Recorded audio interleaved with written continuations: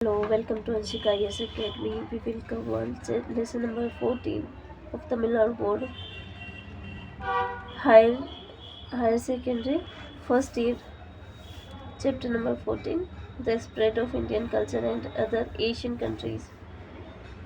There is mainly 5 topics that we will cover. Topic number 1, The Spread of Indian Culture in Central Asia. Second, The Indian Cultural Influence in China, Tibet and Sri Lanka.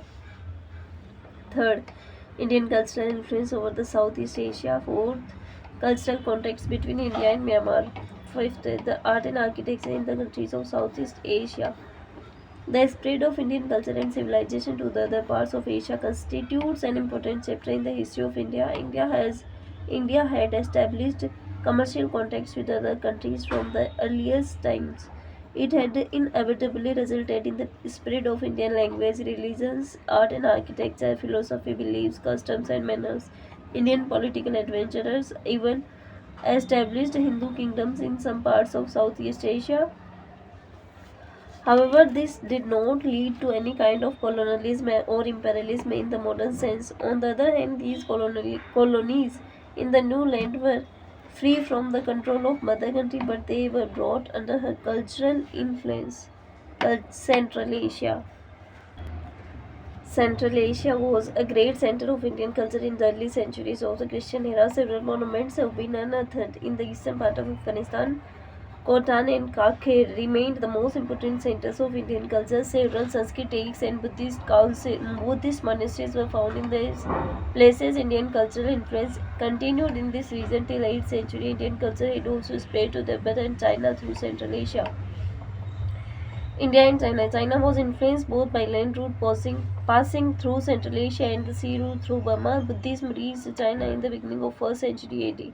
A number of Chinese pilgrims like Faiyan and Wenzhang visited India. On the other side, hundreds of Buddhist monks like Gunbhadra, Vajrabodhi, Dharmadeva and Dharmagupta visited China. Indian scholars translated many Sanskrit works at the request of Chinese emperors. This contact with China continued even the 13th century. When Mongols established their empire in China, Chinese art had also been influenced by Indian art. India and Tibet. Tibet was influenced by India from the 7th century. The famous Buddhist king Gampu founded the city of Lhasa and introduced Buddhism. The Tibetan alphabet was devised with the help of Indian scholars. Later, the Indian scholars helped for the establishment of Lamaism in Tibet. In the 11th century, the Pala dynasty of Bengal in close contact with Tibet. When Bengal was attacked by the Muslim rulers, many Buddhist monks sought shelter in Tibet. India and Sri Lanka. Despite having different political histories, Sri Lanka experienced a great cultural influence from India. Buddhist missionaries had spread not only the religious faith but also cultural traditions. The art of stone carving went to Sri Lanka from India in the 5th century. Buddha Ghosha visited Sri Lanka and consolidated there the Hinayana Buddhism. The famous painting of Sri Singiria were modeled on the Ajanta paintings. Indian culture in Southeast Asia. Indian culture had extended its mighty influence in Southeast Asian region consisting of Malay Archipelago and Indochina. They are located across the Bay of Bengal, being fertile and rich in minerals. These lands attracted the attention of Indians. Moreover, the east coast of India is studded with numerous ports, and Indians undertook frequent voyages to these lands. The ancient tradition refers to traders' voyages of Suvarnabhumi, the land of gold, a name generally given to all the countries of the East Asia. Indians began to colonize the East Asia in the Gupta period. It was further encouraged by the Pallavas. The Indian colonialists established great kingdoms, and some of them lasted for more than 1,000 years. A number of dynasties with Indian names ruled in various parts. Till the arrival of Islam in the 15th century, Indian culture dominated this region. Cambodia was colonized by Indians in the 4th century AD. They influenced the native people called the Khmers.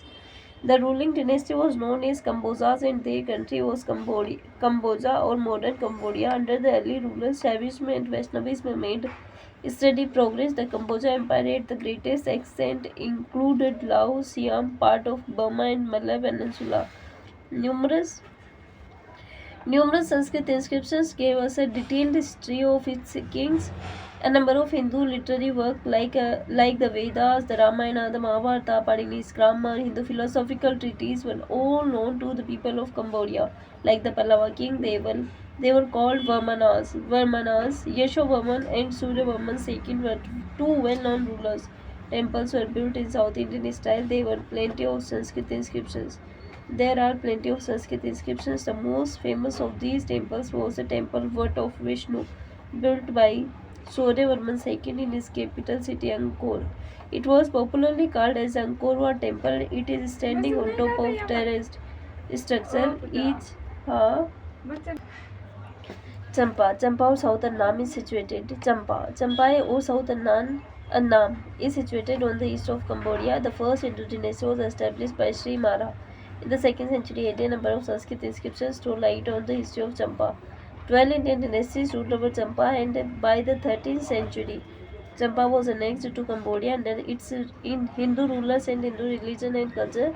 Customs and manners were introduced in Champa. Shaivism and Vaishnavism flourished. Buddhism also existed.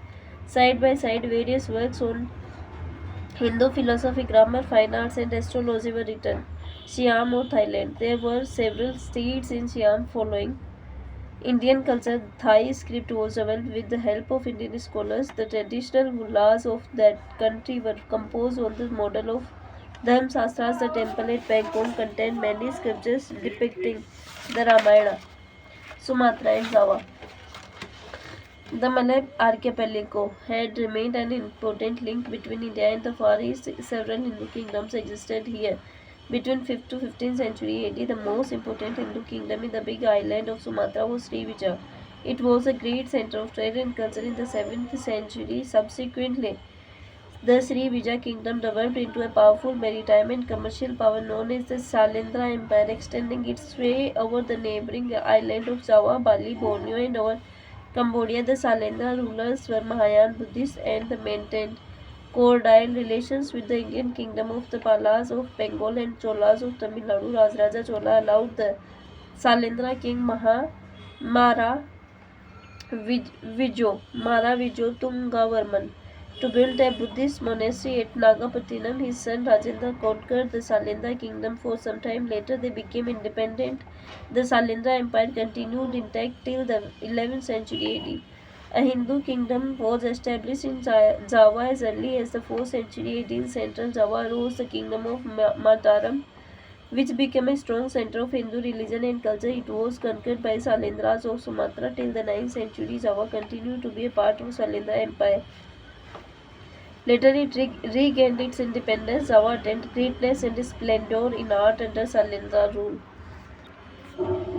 The greatest monuments of Indo-Java art is the Borobudur, which was built during AD 750 to 850 AD under the patronage of Salendras. It is situated on the top of a hill. It consists of 9 successive terraces crowned by a bell-shaped stupa at the center of the topmost terrace. The open galleries in the terrace contain 2,000 bas reliefs, small carved stone figures illustrating various incidents in the life of the Buddha. The lower parts are rich in decoration, while the upper portion are plain and unadorned. Borobudur is described as an epic in stone, the most wonderful Buddhist stupa in the world. In the 12th century, Eastern Java with Kadri is as its capital developed into the leading kingdom of Java in the 13th and 14th centuries, which marked the golden age of Javanese, which marked in the 13th and 14th centuries, which marked the golden age of Javanese culture. Majapahit became the capital of far-flung Javanese empire, which included the neighboring island. Indian art and literature flourished in Java to an extent unknown elsewhere. Still, ruins of hundreds of temples and manuscripts based on the Sanskrit language are found in Java. The Ramayana and Mahabharata were popular and even today furnish a theme for their popular shadow play. The fall of Majapahit brought to an end all artistic activity in Java. Bali came under the rule of Hindu dynasty as early as the 6th century. First, its king First, Itzing refers to the prevalence of Buddhism there in 7th century. The stone and copper plate inscriptions from that island show that it was colonized directly from India. Later, it became subordinate to Java. Its people continue to be Hindus, and even today we find the prevalence of the caste system here. Myanmar. The cultural context between India and Burma, now Myanmar, dates back to the period of Ashoka. Who sent his missionaries there to preach Buddhism? Many Hindu kingdoms existed in Burma. Pali and Sanskrit were the language of Burma till 13th century. Both Hinyan and Mayan Buddhism were followed by the Burmese. Thus for nearly 1500 years, Hindu kings were ruling over numerous islands of the Malay archipelago and over the Indo-China peninsula. Indian religions and Indian culture modeled the lives of primitive inhabitants of these regions who were elevated to a higher plane of civilization. Blending outcomes.